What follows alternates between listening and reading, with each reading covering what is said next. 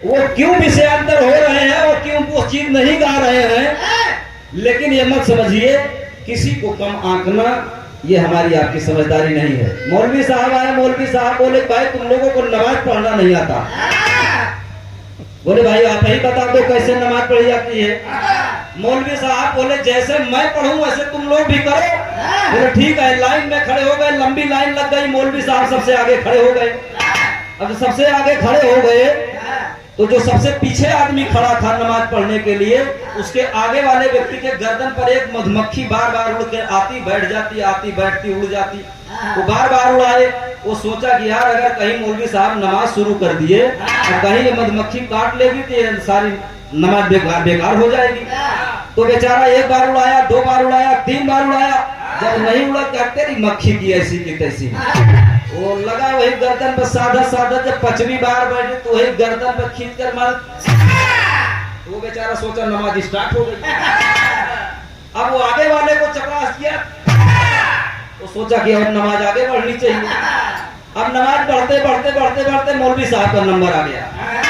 जब मौलवी साहब का नंबर आ गया तो मौलवी साहब के गर्दन पर जैसे ही पीछे वाले ने मारा, मौलवी साहब लाल लाल आग बबूला होकर पीछे पलट कर देखे। बोले बेवकूफ, बदतमीज, इडियट कहीं का, पीछे से मार दे।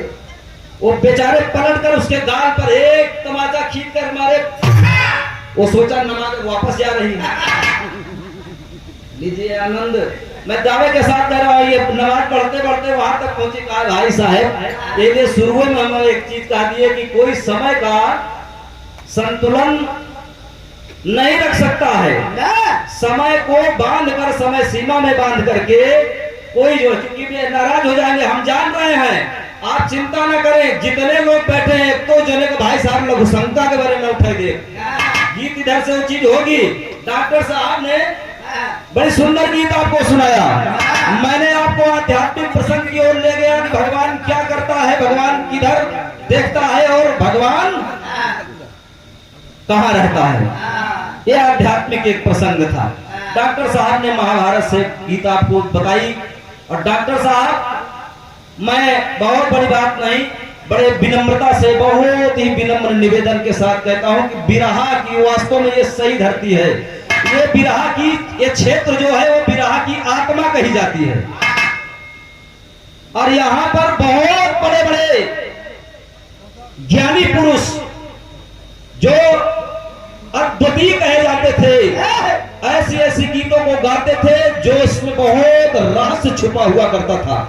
और सुनी सुनाई चीज का तो रोजे पर बड़ा वो कैसेटों में सुन लेता है। यूट्यूब तो वैसे आप कई गीत का बड़ी प्रशंसा हुई है, आप यूट्यूब पे कसाई दिए हैं। तो आप लोग चाहते हैं कि भाई हम वो जो चीज घर बैठे सुन सकते हैं वो चीज यहाँ उससे हट करके हो। चलिए ठीक है, वो चीज हट करके होगी। डॉक्टर साहब ने हमारी, खैर छोड़िए गीत का कोई वो नहीं है, हमें नहीं कहते, मैं बहुत सम्मान करता हूं उनका और आजीवन जब तक जान रहेगी सम्मान करूंगा। और अगर डॉक्टर साहब का अपमान होकर के मुझे सम्मान मिला तो निराला अपना सर काट करके आपके कदम में रख देगा। आपका अपमान ये हमको बिल्कुल बर्दाश्त नहीं है। आपने कहा, कर्ण ने कहा कि ये भेद मेरे पांचों भाइयों को न मालूम हो। मैं सीधा गीत की ओर चलता हूं।